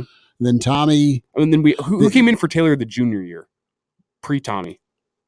Because Taylor also missed a couple games that year too. Was it Ron? Ron Kellogg, yeah. Ron Kellogg came in and threw the Hail Mary. That was post. Taylor was already out. The Kellogg thing was in 2013. Same year. Yeah. Okay. Yeah. Kellogg was in for Tommy, and Tommy was in for Taylor. Yeah. Mm-hmm. And then they both go to Penn State and find a way to win the Blizzard, which was an underrated win. But that is just something to note, is just about every single year, not just at Nebraska, but in college football in general, your starting quarterback is going to miss a game due to injury somewhere at some point along the line, especially with how much Nebraska has used their quarterback in their run game over the past decade. Or you have Graham Mertz, and that you need to go to the bullpen, but you have no one else to go to. So you ride that out for 3.5 years, never gets better, just as an example. So what we're saying here is you need three. You need one to win the job, one to be young enough with upside to compete for the job if they don't get it, that's willing to stay, right, and not play musical chairs and keep program hopping and never settle and never get development time. You need a third guy that can be an elder statesman, ideally in your quarterback room that you can go to in a break in case of emergency, and then you need that recruit that you can start watering. You need four, and assume 2 of the 4 will leave. So you need one that can win and start for multiple years and stay healthy, and then you need a guy that, okay, like a Joe Burrow by year 3 or year 4. All right, I'm not going to beat out an NFL pick. Let me go to LSU. That's your ideal situation where you just have the quarterback room stacked. Back in the day, Urban Meyer, look at his situation in Florida, right? You had Tebow, okay? And Tebow followed. He had some spot duty that freshman year, but behind Tebow was Cam Newton. Mm-hmm. Okay. Look at and then Cam got kicked off campus. But point is you had those two, and you could block a kid from transferring. Mm-hmm. And then you go to Ohio State. Look at their quarterback situation, how well it's been stacked once Ryan Day got there. I mean, it's been first rounder. Oh, Joe Burrow, even though he transferred out, was at Ohio State for 3 years and didn't somehow end up winning a job.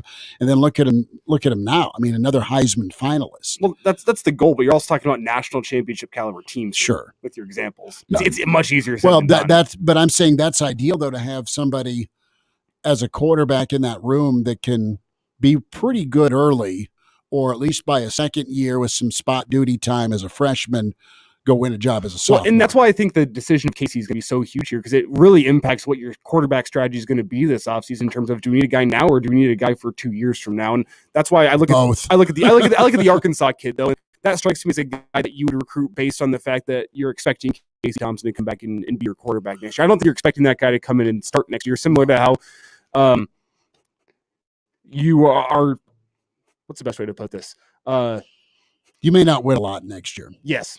Right? Yeah. Here's who Nebraska's fighting for Malik Hornsby. Okay, and he's experienced as far as being in a major program and a major conference, just not in a lot of time. Slash roll.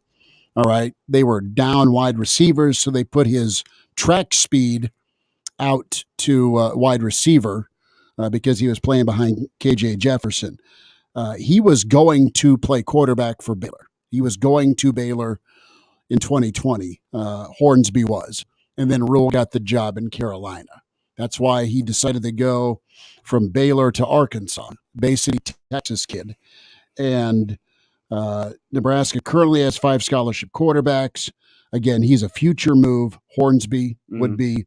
And Nebraska's fighting for LSU against LSU and Missouri, A&M, Florida Atlantic, and UCLA. And just as I just said, reading into that with Hornsby, I think if that's the guy in the portal going after 2 years from now, you're expecting Casey to be your guy. And then I think that would also indicate that Nebraska would be shifting their offense slightly away from what Casey wants to be. Clearly, I think Casey's got some athleticism, but I don't think it was a Mark Whipple decision. The fact that he wasn't scrambling much last year, I think he's a guy who wants to be a pocket passing quarterback. That's what he's been. And based on what I've heard early in the recruiting and portal news from Matt Rhule and his staff, they want to be a little more dual threat with their offense. And that makes sense with the threat of the RP not on.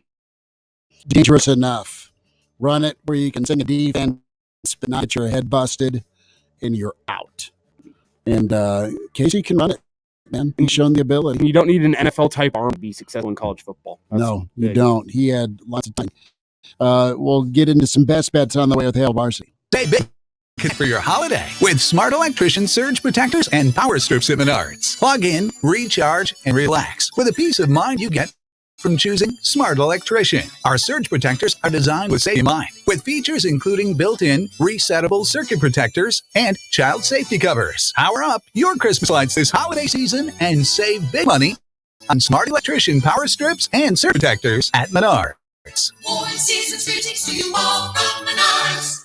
Football season is underway, so now is the perfect time to download FanDuel, America's #1 sportsbook, because right now, new customers get no sweat first bet up to $1,000. Just sign up with promo code PLAY. FanDuel has all your favorite bets from the money line to point spreads to player props. So sign up today with promo code PLAY for your no sweat first bet. Make every moment more this season with FanDuel, official sportsbook partner of the NFL. 21 plus and state. First online real money wager only. Refund issued as non-withdrawable free bets that expires in 14 days. Restrictions apply. See terms at sportsbook.fanduel.com. Gambling problem? Call 1-800-GAMBLER or visit fanduel.com/RG in Colorado, Iowa, Michigan, New Jersey, Pennsylvania, Illinois, and Virginia. 1-800-NEXT-STEP or text NEXT-STEP 53342 in Arizona. 1-888-789-7777 or visit tcpg.org/chat in Connecticut. 1-800-9-WITH-IT in Indiana. 1-800-522-4700 or visit ksgamblinghelp.com. in Kansas, 1-877-770-STOP Louisiana, 1-877-8-HOPE-NY, or text HOPE-NY 467-369 in New York. Tennessee Redline, 1-800-889-9789 in Tennessee, 1-800-522-4700 in Wyoming, or visit 1-800-GAMBLER.net in West Virginia.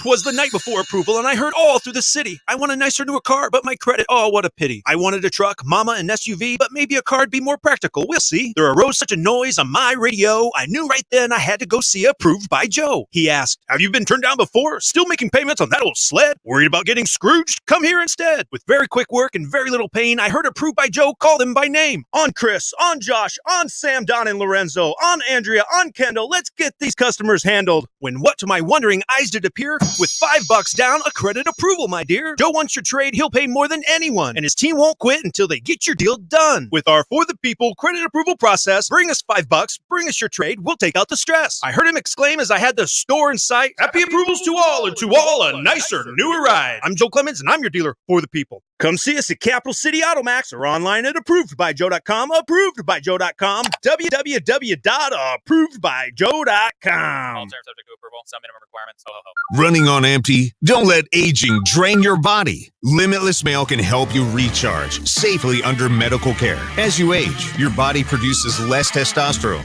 which can cause one or more symptoms: trouble sleeping, no energy, loss of muscle mass, poor concentration, belly fat, low sex drive, depression.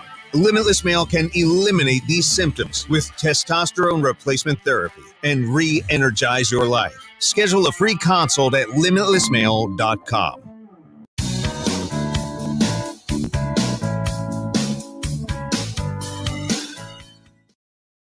And now, back to Hail Varsity Radio. Back into it at Hail Varsity. Time for Burke's Best Bets. Danny Burke, VSiN Sports Network, and Danny Burke 5 on Twitter. And the Danny Burke podcast. Catch him this weekend with all the NFL and bowl game action. Prior to Chicago, we were just talking about Vegas off air. True or false, there's a Danny Burke, not just suite, but wing in one of the hotels, one of the big-time hotels in Vegas. Yeah, it's not named that for the good reasons, though, right? It's because I've been a loyal customer, if you know what I mean. So they felt like it was only fair if they at least named something after me, so I kept coming back. Let's start with Seattle, San Fran tonight, -3.5. Seahawks are going to get points at home. That's typically pretty rare. Yeah, and I mean, you probably didn't think it was going to be the case based on how Seattle was playing this entire season until just a few weeks ago. You've seen this team kind of fall back down to reality. I mean, over their last 5 games defensively, they've surrendered 27 points per game, and it hasn't been against powerhouse offenses. It's been the Cardinals, Bucks, Raiders, Rams, and Panthers, and the Raiders are really only the respectable offense out of that group, and even they struggle from time to time. So Seattle has just not been the team that they started to look like, and again, looking more like the expected version of itself that we had coming into this year. But look, San Francisco on the other end, as much as I love Shanahan and the 49ers, they are banged up with Deebo Samuel being out. And even though Brock Purdy is playing, he was questionable with that oblique issue, and I knew he wasn't really throwing the ball too much probably until yesterday or today. So do you need him to do that? Yeah, to a certain extent, but you could also hand the ball off to Christian McCaffrey and probably make the most happen with short passes alongside that and just having the best defense in the NFL. I don't know. There's arguments for both sides here, and of course there is for every game, but especially this one in a division matchup where the 49ers and Bears come the first go around. Seattle's fighting for their playoff lives. The fact it's over the key number of 3 and right around there, I'm just not enticed to play a pre-flop. I may have to wait and see if there's an in-game angle that presents itself better. And I'm kind of looking to do it on the side of the 49ers. I do think they find a way to win. I think it's going to be more in an ugly fashion. The Seahawks are 26 against the run, according to DVOA metrics. San Francisco defensively is second against the run, 5th against the pass. Second against the run, 5th against the pass, and then also second overall. So, look, the big advantage defensively goes to San Francisco. If you think Brock Purdy is not really that impacted by the injury, despite Samuel being out, they're going to find a way to win this game. Because, yeah, Geno Smith has been better, but he's also been prone to throwing these costly interceptions over this brutal span of 4 or 5 games as of late. So that's kind of my strategy in terms of the overall outlook for this game. But I did bet one prop in this spot, guys, and that is with Christian McCaffrey. And I think there's like 3 different ways you could go about him. I wouldn't hate if you did him over 16.5 rush attempts. although I'm not sure if that number is available. I wouldn't hate rushing combined or just rushing it against the poor Seattle run defense.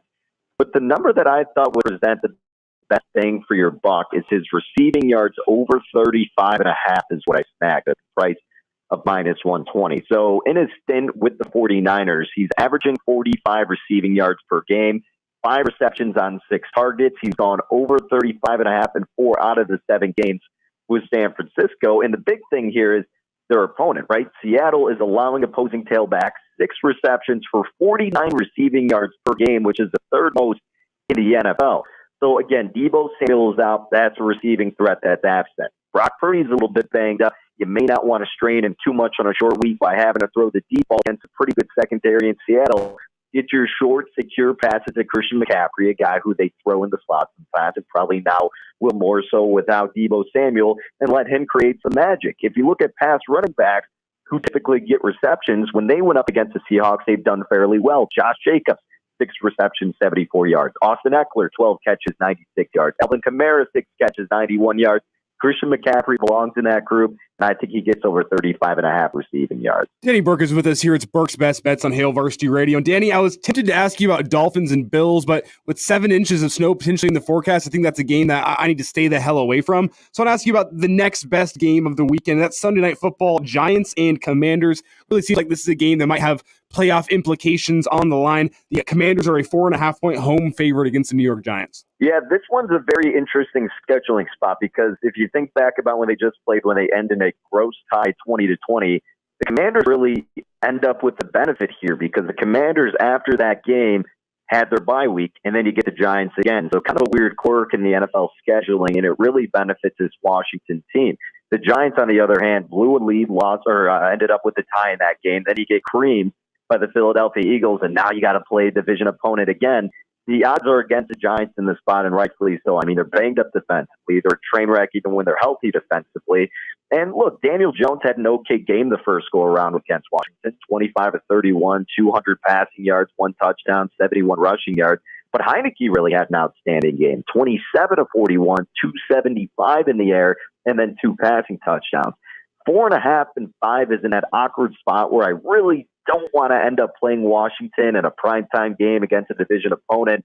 I do think they edge this one out. What I may end up doing is, like I typically do, will say, wait for a better in-game number. Or what my co-host actually did on my podcast, he did a moneyline parlay with the Commanders and the Bengals, both kind of in awkwardly setting spread spots, right? Like the Bengals are 3.5, so you're over the key number 3 on the road.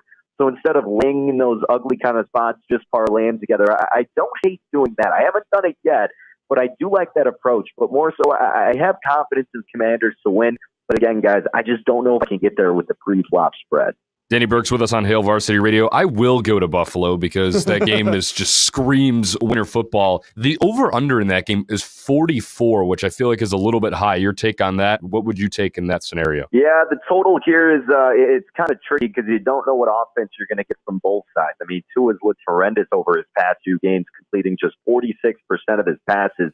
He only had 145 passing yards against the Chargers, one of the worst defenses in the NFL. Now, Brandon Staley is a defensive-minded coach, and he made tremendous adjustments, limiting the middle portion of the field for Tua, a guy who they thought, well, he doesn't have the strength to hit the outside routes, and that came to fruition.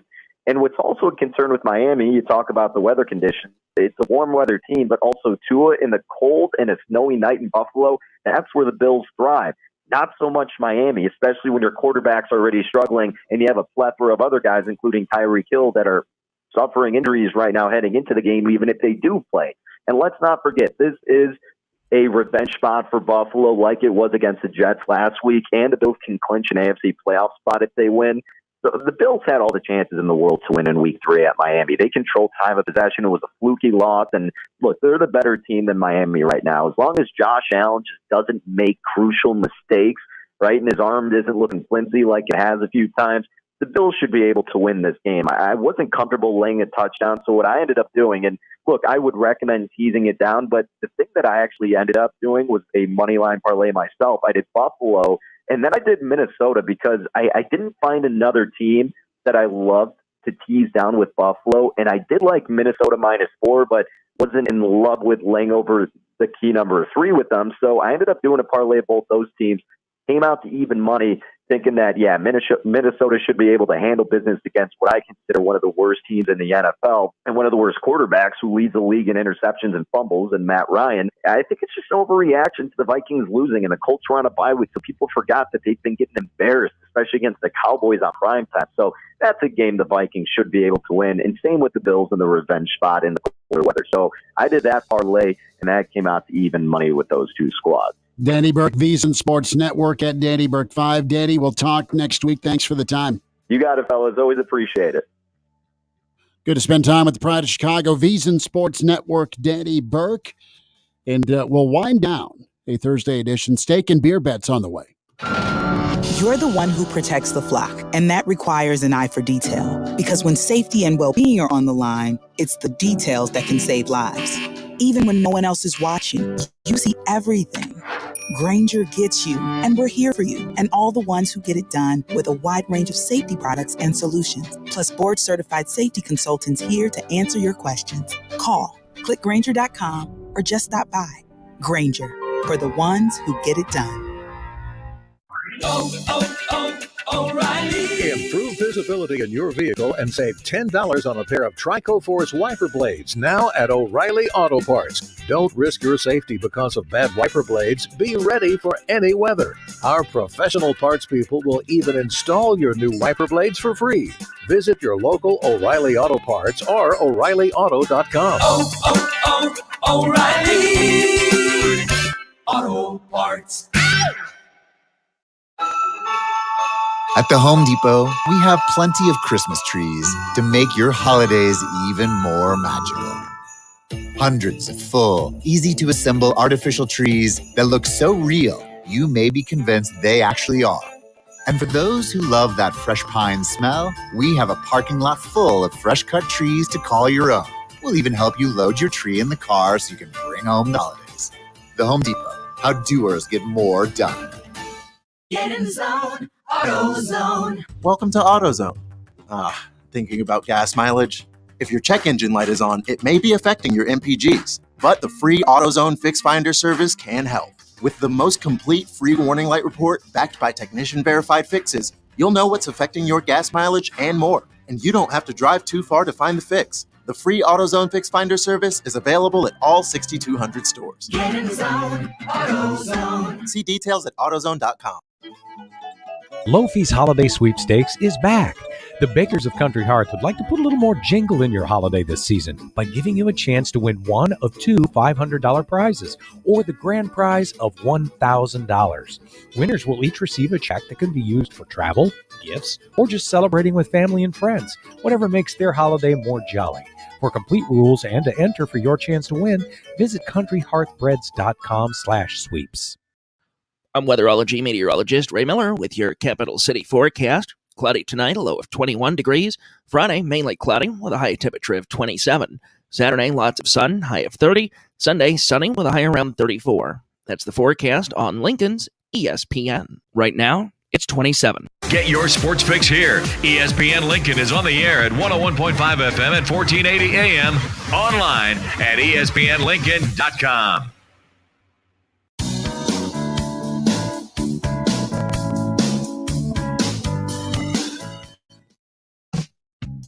Miss us? Come here, brother. Give me a hug. Bring it in for the real thing. We're on call for you. Catch the podcast at HailVarsity.com, the ESPN Lincoln app, or download them on iTunes. Saddle up, sir. Back to Hail Varsity Radio. One final time, Hail Varsity Radio. We're presented by Currency. For all your equipment financing needs, go Currency. Chris Schmidt, Elijah Herbel, and Connor Clark. Back tomorrow at 4. We'll check in with Brady Oltmans, the recruiting weekend for Nebraska. Bill Dolman, the pride of Fairbury, NBC Sports. The professor joins us. And Jacob Padilla to hit on some prep hoops. And, of course, Nebraska, K-State, the big weekend showdown down in Kansas City. Reminder to get buckled up. Use your seatbelt. It saves lives, prevents injuries. Only if properly worn. Buckle up. A message from the Nebraska Department of Highway Safety Office. Big thanks to Jay Moore today, Gary Barnett, and Danny Burke from VSiN. Where are we at? What are we feeling? I'm actually going to go home and watch quarter 1 through quarter 4 of Thursday night NFL. I haven't watched Thursday night football in weeks. Really, you'll check in on it and kind of tune out. It's not on the to-do list usually, especially this year for football. The game's just Seattle hosting San Francisco. The line's dropped by a half point. You're still getting 3 points. You're still getting Seattle at home. Goes at 43 over under. I just can't see a rookie quarterback in his second start, his second game, his first start, going into Seattle and winning. I can't see it unless you get a special team score or a defensive score, which is possible by the Niners. But I think Seattle rights themselves as good as San Francisco is, and I think they're probably the second best team in the NFC, right behind Philly. And I know the record says that, but I just love their construction, how good they are. And they can still do damage, even if it is pretty sure the rest of the way.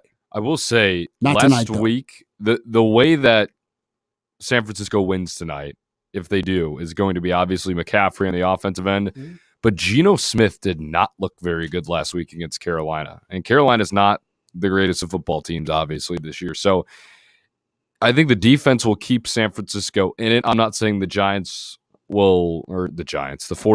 will win. Wrong. Yeah, that's okay. Sorry. Right city. I saw the Correa thing go down. That's all. You're good. What do you got? Are we wagering here? Usually it's just 2 people. Do I got to bet both of you here? Steak and a beer? I was going to go 49ers. Steak and a Shirley Temple for you.